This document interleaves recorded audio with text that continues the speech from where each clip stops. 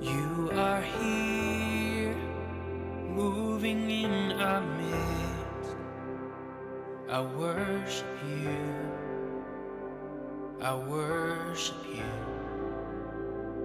You are here, working in this place. I worship you, I worship you. You are here, moving in our midst. I worship you, I worship you. You are here, working in this place. I worship you, I worship you. 'Cause you are waymaker, miracle worker, promise keeper, light in the darkness. My God, that is who you are. Waymaker, miracle worker, promise keeper, light in the darkness. My God, that is who you are. You are here,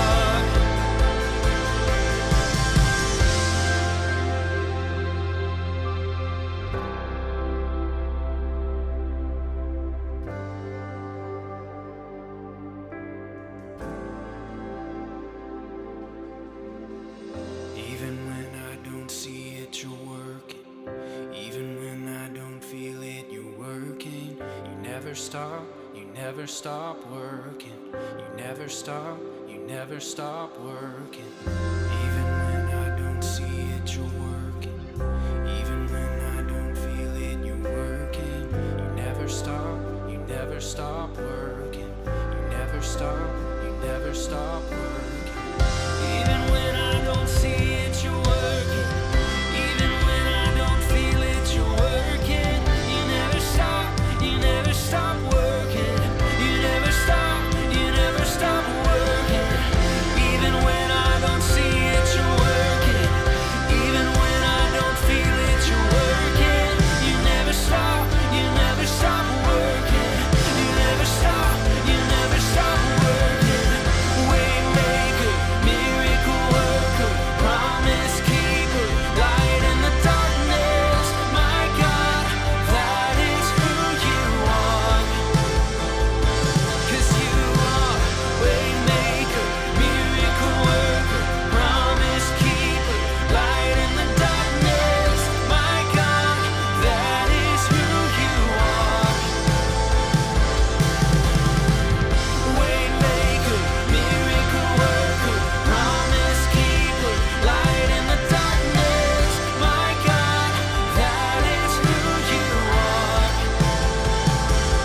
You are waymaker, miracle worker, promise keeper, light in the darkness. My God, that is who you are. That is who you are.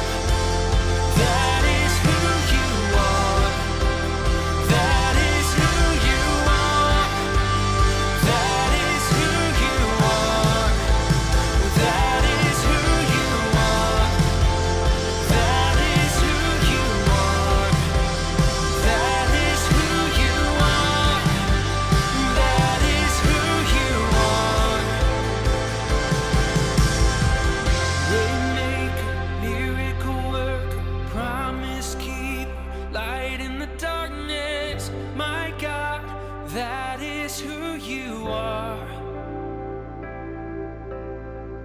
Waymaker, miracle worker, promise keeper, light in the darkness. My God, that is who you are.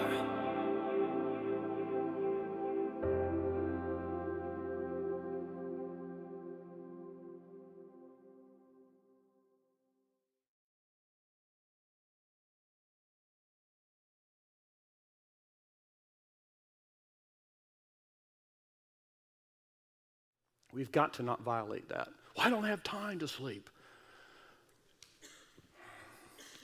Do you know what's going to happen in our culture if 300% more people are in 100% care in an old folks' home?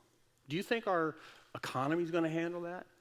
I don't want Christians losing their minds because, well, that's just, you get old and you lose your mind. We don't have to lose our minds. Who told us we had to grow old and forget? You know there's old people that have all their faculties. I bet you they slept good. The other problem that happens, high fructose corn syrup. I mentioned inflammation. It is in about everything you guys just ate. Sorry, unless you ate beans and nuts like I did. And I used to love it. You know why I love high fructose corn syrup and sugar and all that? It's 8 times as addicting as cocaine. It's no wonder we don't want to give it up. It's in the same area of the brain. It works in the same area as cocaine and heroin. High fructose corn syrup is not sugar. It is a chemically produced through enzymes, man-made stuff. That high fructose, it's high in fructose, which causes inflammation of the body. Not only that, it's got to go into your body, be turned into fat before your body can use it. It's not like honey. And the glycemic index with high fructose corn syrup is unbelievable. Let me read you something. This is affecting our brains, a lack of sleep. I say if you could do 3 things to start off, start sleeping better. Sleep better. If you drink coffee and it keeps you awake, stop drinking coffee at 12. Some people it doesn't matter. Eliminate as best you can high fructose corn syrup out of your diet. Get sleep. and then drink good water. You start there, you'd be surprised what will happen.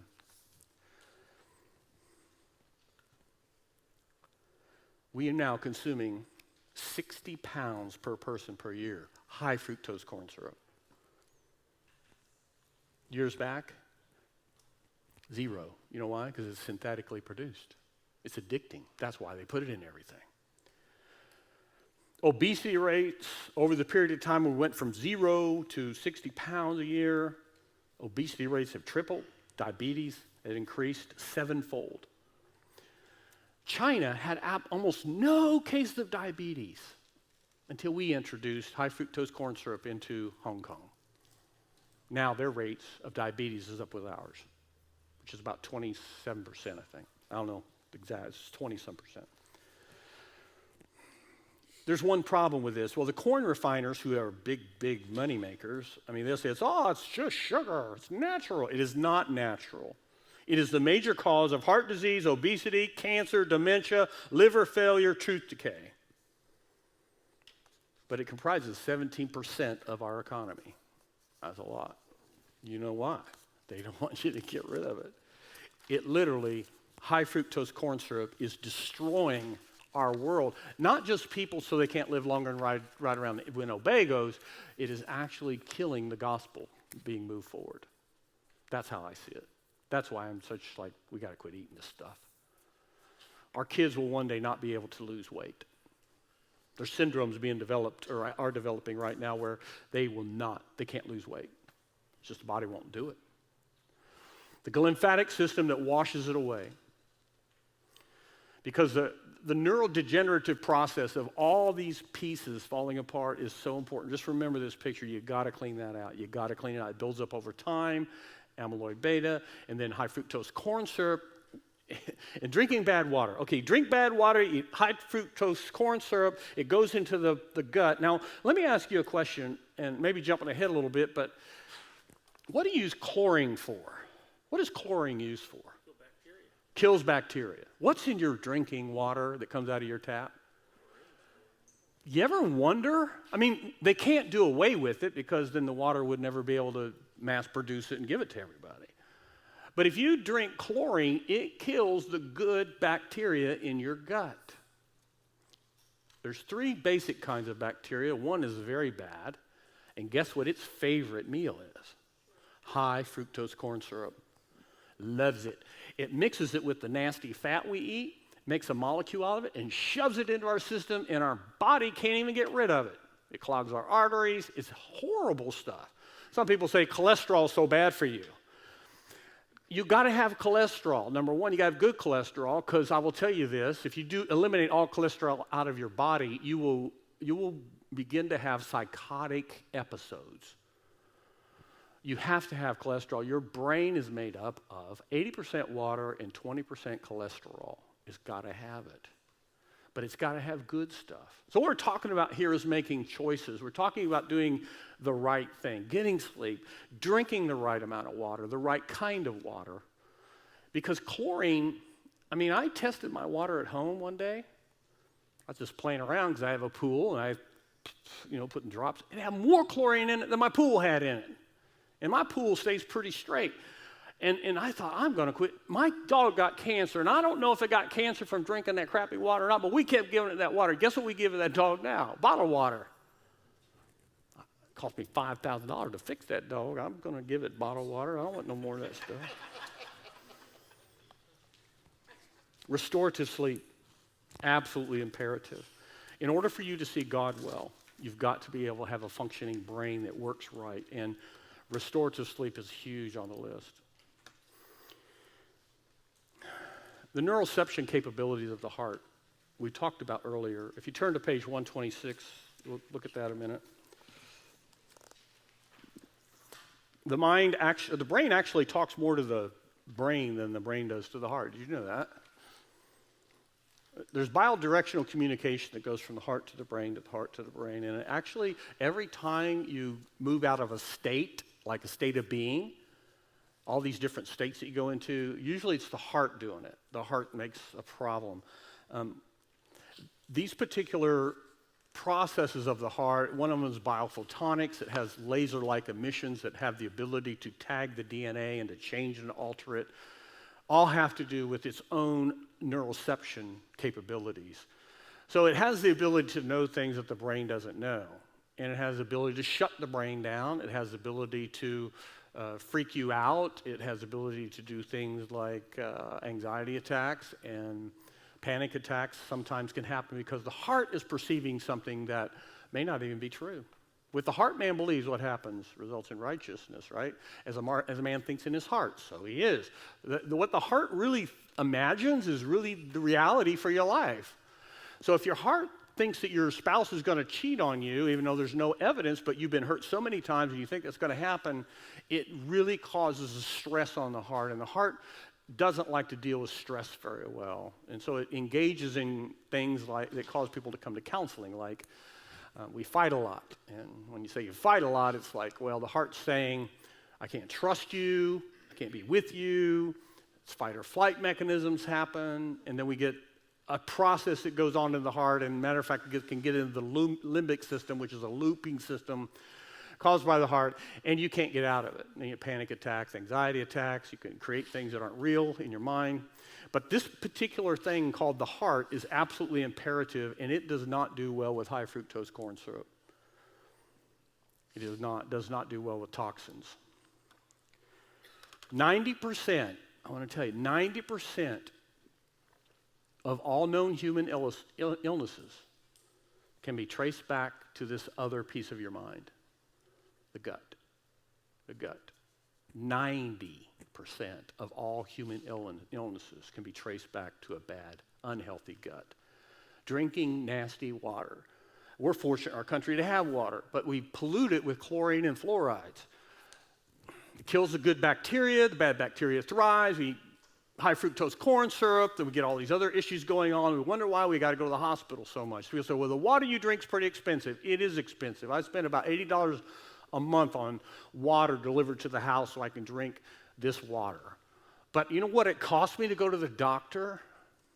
You know what it would cost me if I had stayed on all the medicines they were putting me on? I'm not on any medicine right now. I don't want to go on medicines. Do you know what it would cost? It'd be more than $80 a month. And not only that, I could drink water anyway. And if you live in Parkton, that's a deal. If you live in Parkton, the water bill's pretty high, I hear. All the illnesses that we have, 90% come from the gut. So, the saying is that one day, your physician will be your food. It's really true. Can we make better choices? I'm not saying you have to go eat beans and berries all your life. I'm not saying that, but I am thinking that there are some things that we could do that would help our gut become better. Water-containing chloride is one of the examples of that.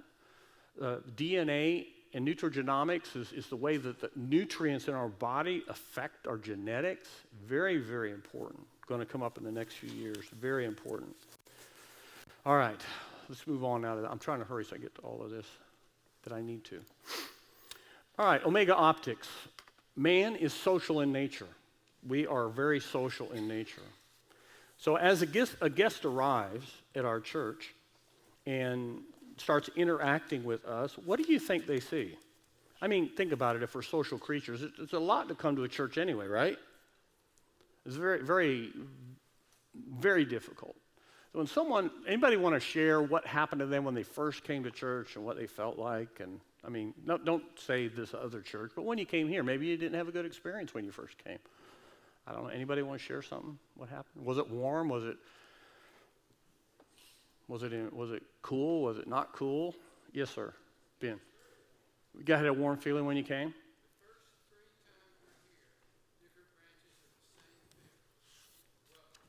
Cool. Anybody else?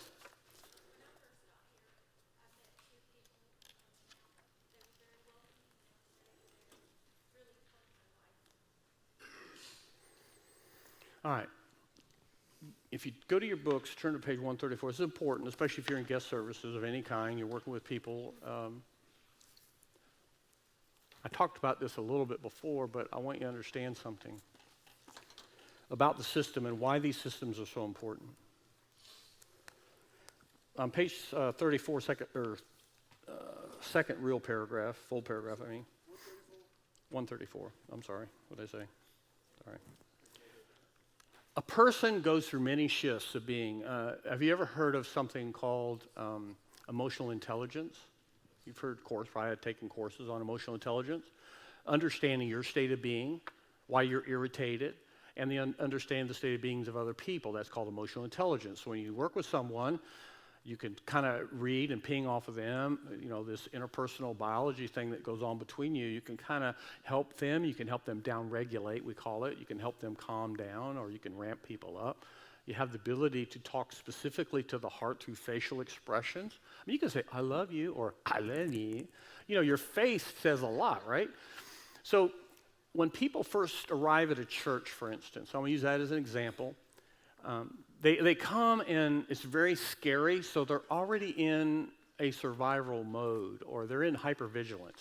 If you come to an unfamiliar place, you're going to your first job interview, you're going to the first time you go to your unit, you are in hypervigilant, or you're in this state of watchful safety, or whatever you want to call it.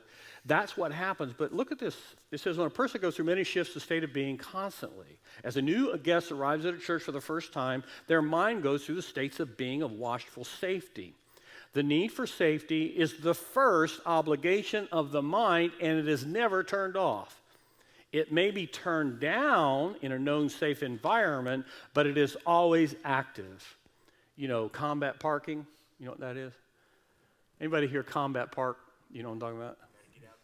Get out quick. When you go into a restaurant, where do you sit? Do you sit with your back to the front door? I don't do that either. I want to see what's going on. Well, that's a hypervigilant, especially in our community, you see that happen. But we're always in that mode. It depends on the safety that we feel or we perceive it to be. Going to a new situation ramps this up of apprehension. Look what Dr. Porges says, that little indented part. When we enter new environments, which are potentially dangerous, we shift to a surveillance, vigilance system from a safety, social engagement system. In other words, you go through a state. I'm hypervigilant here. I'm kind of not really sure about these people. And so you move that system. From a cognitive perspective, we use terms like allocation of attention. But from a neurophysiological model, it is not simply allocation of attention. We have shifted a physiological state. We have reduced the neurotone to the middle ear structures, listen to this, so that we are better able to hear low-frequency predator sounds. But if we do that, there is an expense. We now have difficulty in hearing and understanding human voice. So what happens in the body when it's in a place of hypervigilance, there's the inner ear physiologically changes to be sensitive or more sensitive to footsteps coming behind you, growling of animals. It's just a natural physiological thing. But in doing that, it's allocated that attention to hearing low frequencies. It can't hear high frequencies or human voice. So when someone comes to church and they do what I call the Limbic Step, which is basically they're coming in and they take a hesitation and they look around. You don't bum rush them. Number one, they can't hear what you're saying. They're in a low frequency mode. But you just give them a second. Hey, how's it going, man? Kind of, okay, you're safe environment kind of thing. Very important to understand that when you're dealing with people. Very important to understand about yourself or your spouse. If they're feeling threatened, guess what? You never listen to me. You're probably right. They're listening for the bear coming up the hallway, not a human voice. So these particular things are absolutely important. Is how we see life, how we envision things, how a person at church sees life, and what is it anticipating? What is it looking for? Look on page 137, I'm sorry. There's so much I want to tell you.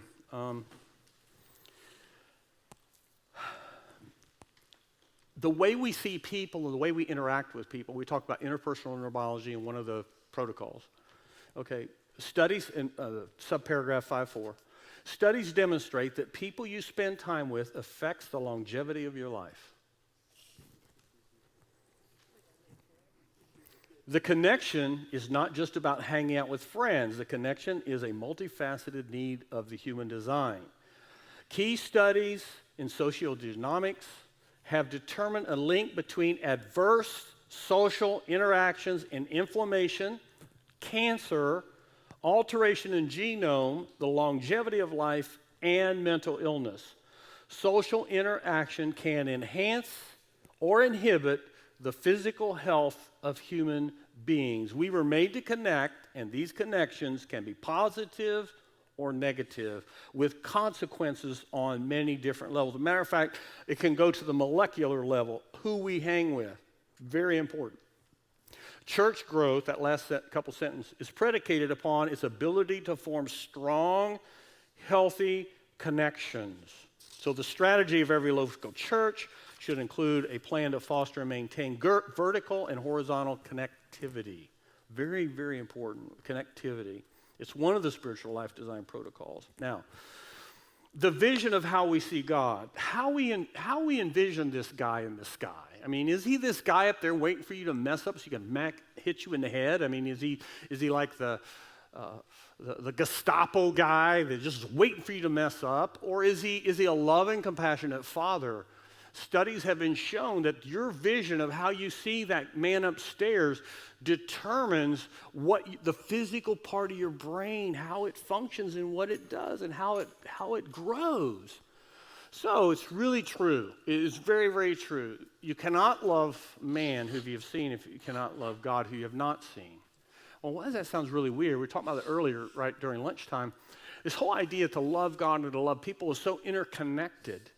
Because the way we see our God, there was a study that was done, and they saw God as this mean person waiting to bash them and just the hall monitor on their life. Every time they turned, they felt bad, they felt shameful, they felt guilty.